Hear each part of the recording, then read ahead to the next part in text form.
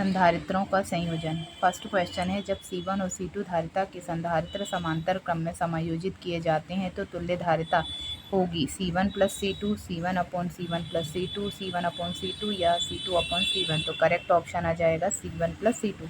जब संधारित्रों को समांतर क्रम में संयोजित किया जाता है तो तुल्य धारिता इस सूत्र से प्रदर्शित की जाती है, C is equal to C1 plus C2।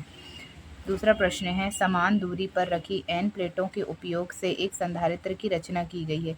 इन्हें एकांतर क्रम में संयोजित करने पर दो प्लेटों के मध्य यदि C धारिता हो तो परिणामी धारिता होगी। यदि n प्लेटों के उपयोग से एक संधारित्र बनाया गया है और इन्हें एकांतर क्रम मतलब समांतर क्रम में संयोजित किया गया है और प्रत्येक संधारित्र की धारिता यदि C है तो परिणामी धारिता क्या होगी? तो परिणामी धारिता C n इंटू सी, n माइनस वन इंटू सी, n प्लस वन इंटू सी। तो करेक्ट ऑप्शन होगा n माइनस वन इंटू सी। जब हम n प्लेटों को समांतर क्रम में संयोजित करेंगे तो यहाँ कुल n माइनस संधारित्र बनेंगे, ठीक है। और इसे इस सूत्र से इसकी परिणामी धारिता निकालेंगे, सी आर बराबर n माइनस वन इंटू सी। थर्ड क्वेश्चन है, तीन संधारित्रों में से प्रत्येक की धारिता C और विभंग वोल्टता V है। इन्हें श्रृंखलाबद्ध जोड़ा गया है जहां संयोजन के लिए धारा और वोल्टता का मान होगा।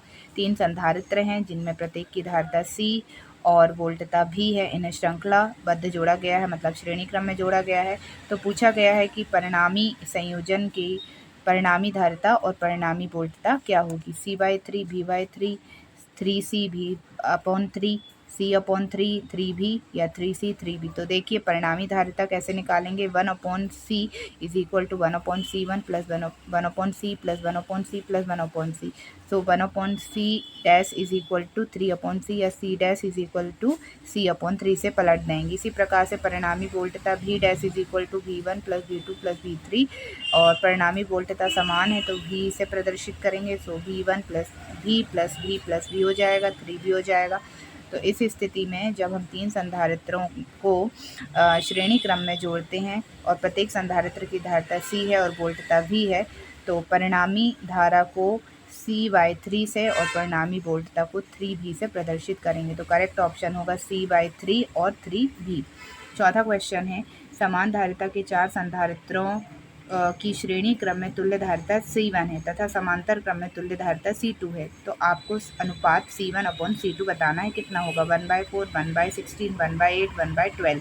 तो सबसे पहले हम श्रेणी क्रम में निकाल लेते हैं तुल्य धारिता क्या होगी। तो 1 upon C1 is equal to 1 upon C plus 1 upon C plus 1 upon C plus 1 upon C, C/4 हो जाएगा, ठीक है।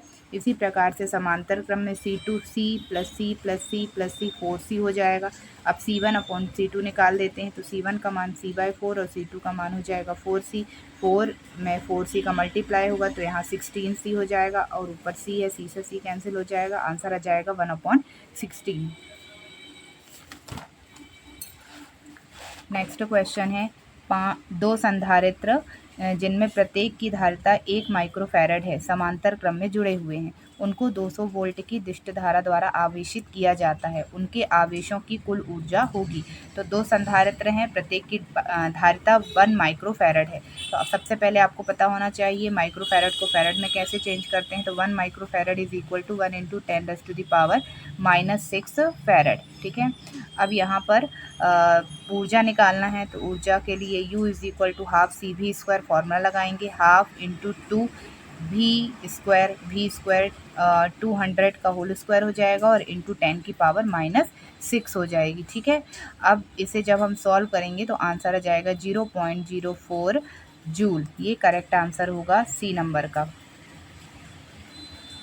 फिर 6 नंबर का क्वेश्चन है, 3 माइक्रोफैरड के 3 संधारित्र किसी परिपथ में जोड़े गए हैं तो इनकी अधिकतम तथा न्यूनतम धारिताएं होंगी। 9 microfarad 1 microfarad, 8 microfarad 2 microfarad, 9 microfarad 0 microfarad या 3 माइक्रोफैरड 2 माइक्रोफैरड। तो यहाँ पर अधिकतम धारिता के लिए जो हम फॉर्मूला लगाएंगे वो लगाएंगे N इंटू C। तो N 3 संधारित्र हैं और धारिता कितनी हो गई यहाँ पर 3 माइक्रोफैरड, 3 इंटू 3 क्या हो गया 9 माइक्रोफैरड। इसी प्रकार से C न्यूनतम C/N से निकालेंगे तो 3 यहाँ पर धारिता हो गई संधारित्र की 3 माइक्रोफैरड और 3 संधारित्र हैं तो यहाँ पर 1 माइक्रोफैरड आ गया। तो टोटल आंसर आ जाएगा अधिकतम धारिता 9 माइक्रोफैरड, न्यूनतम धारिता 1 माइक्रोफैरड। ये करेक्ट ऑप्शन ए वाला आएगा। नेक्स्ट क्वेश्चन है 4 माइक्रोफैरड धारिता के 3 संधारित्र इस प्रकार संयोजित करने हैं कि प्रभावी धारिता 6 माइक्रोफैरड हो जाए।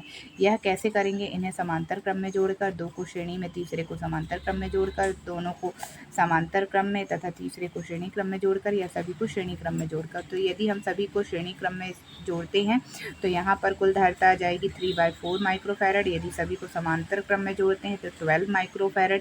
यदि 2 को श्रेणी क्रम में जोड़ते हैं तो तुल्य धारिता आ जाएगी 1/4 + 1/4 2/4 और सॉल्व करने पर 1/CS = 1/2 या CS = 2 हो जाएगी। ठीक है, इसके बाद यहाँ पर हम तीसरे संधारित्र को इसके साथ समांतर क्रम में जोड़ देते हैं तो C = 2 + 4 = 6 माइक्रोफैरड हो जाएगा।